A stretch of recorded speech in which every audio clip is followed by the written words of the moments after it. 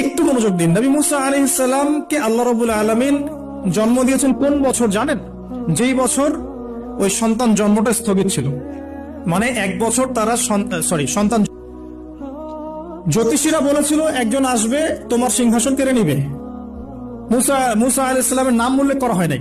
ফেরাউন খুব সতর্ক, এরপর থেকে যে বাচ্চাই জন্ম নেয় হত্যা করা হয়। সুবহানাল্লাহ। তো মুসা আলাইহিস সালামকে আল্লাহ পাক জন্ম দিয়েছেন পরের বছর, মানে যে বছর করা চলছে তার পরের বছর মুসা আলাইহিস সালাম জন্ম নিয়েছে। এবার তার মা তো ভীত সন্ত্রস্ত, কি করবেন, কিভাবে হবে? ফেরাউন জানতে পারলে তো মেরে ফেলা হবে।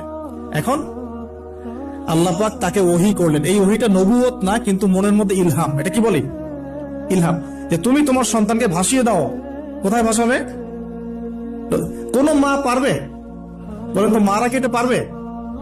ও মুসা আলাইহিস সালামের মায়ের কলবটা কেঁদে উঠলো। আল্লাহ পাক বলছেন আমি যদি তার কলবকে দৃঢ় না রাখতাম সেই কাজ করতে পারতো না। সুবহানাল্লাহ। তার অন্তরকে দৃঢ় কে রাখে? আল্লাহ। আমরা সে আল্লাহর কাছে অন্তরের কলবের দৃঢ়তা কামনা করি। আর এই জায়গা থেকে একটু মনোযোগ দিয়ে বুঝতে হবে, আস্তে আস্তে শেষ করে দিব। এবার আল্লাহ রাব্বুল আলামিনের শান এবং তার পরিকল্পনা দেখুন।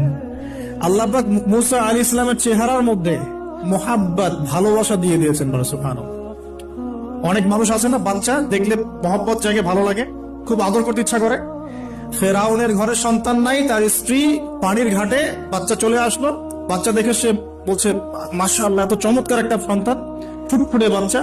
ফেরাউনের কাছে নিয়ে গিয়ে বলছে একে রেখে দেই, লা তাকতুলু, তাকে হত্যা করো না, আসা ইয়ানফা'না আও নাত্তাখিযাহু ওয়ালাদা, তাকে আমরা রেখে দেই, হয়তো সে উপকারে আসবে, অথবা আমরা তাকে সন্তান হিসেবে গ্রহণ করতে পারি।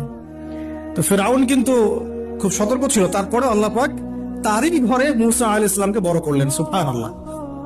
আর মুসা আলাইহিস সালাম ফেরাউনের স্ত্রী দুধ পান করছে না।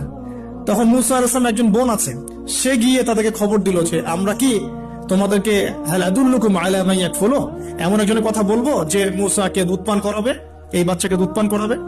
আল্লাহ পাকের কি কৌশল! আল্লাহ পাক ওই মায়ের কোলেই আবার মুসা আলাইহিস সালামকে ফিরিয়ে দিলেন। এদিকে মায়ের দুধ খাচ্ছে, ফেরাউনের ঘরে বড় হচ্ছে, আবার ফেরাউন একটা বড় অঙ্কের হাদিয়া তার মাকে দিচ্ছে দুধ পান করানোর জন্য। সুবহানাল্লাহ। আল্লাহ পাকের পরিকল্পনা দেখেন। আমি আসলে বুঝাতে পারছি না ভাই, আমার ল্যাঙ্গুয়েজের প্রবলেমের কারণে মাফ করবেন। অনেক তথ্য